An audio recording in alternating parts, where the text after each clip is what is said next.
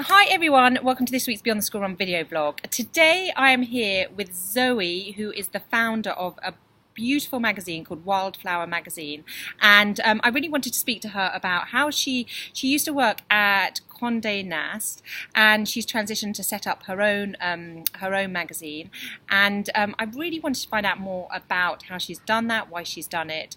So we're going to share some tips and thoughts and suggestions with you. So thanks, Zoe, very much. So can you tell us a little bit about where you were before and what's brought you to set up Wildflower, please? Well, I worked in magazines my whole career, so for nearly 20 years. Okay. I was very lucky to work on such lovely titles as House and Garden, Country Living, Harper's Bazaar, Vanity Fair. So lots of really nice titles, and I met lots of really very interesting people. Yeah. But I have two small children who are 5 and 9. Yeah. And we live in the Chilterns, which is lovely. And it sort of got to the stage where I think a lot of mums maybe feel like this, that it was getting quite stressful trying to do both. Yes. So full-time job and looking after the children was getting quite stressful. And then what made you go, okay, I'll set up a magazine? Because that's not the easiest thing in the world to do. No. And well, I had sort of 6 months off, and I had a really good think about the kind of thing that I wanted to do. I love publishing. I love magazine publishing, and I had a good look around the area, and I thought, it's just there's so much going on in this area. Yeah. There's also a lot of parents, and there's lots of kind of restaurants and, lovely shopping and that sort of thing, and, opportunities to be outside and spend time with the family. Yeah. And actually, maybe they need a nice magazine to, to that has all of those elements in it.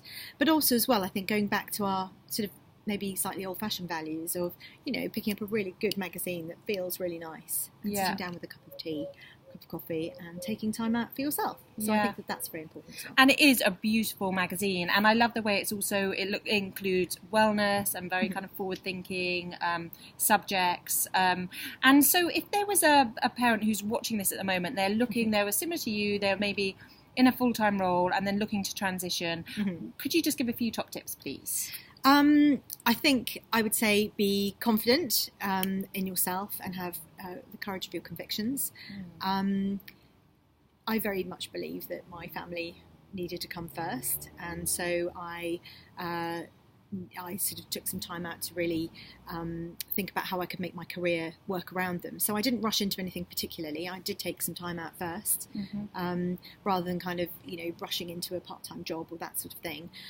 So make sure that you're comfortable and confident about your decision as well. Yeah. And follow your passions. You've still got to love what you do.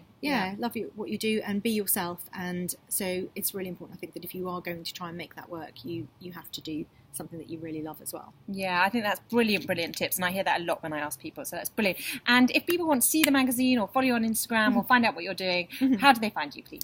Well, we're sold in WH Smith's and all good independent newsagents. Okay. Everywhere from London through to Oxfordshire, and we're also in lovely hotels and private members clubs, that sort of thing. And you can follow us on Instagram.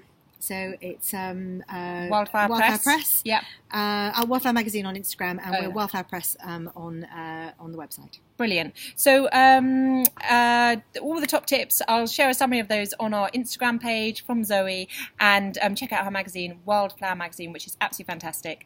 And I'll see you again next week. Thank you very much, Zoe. Thank you. Thank you.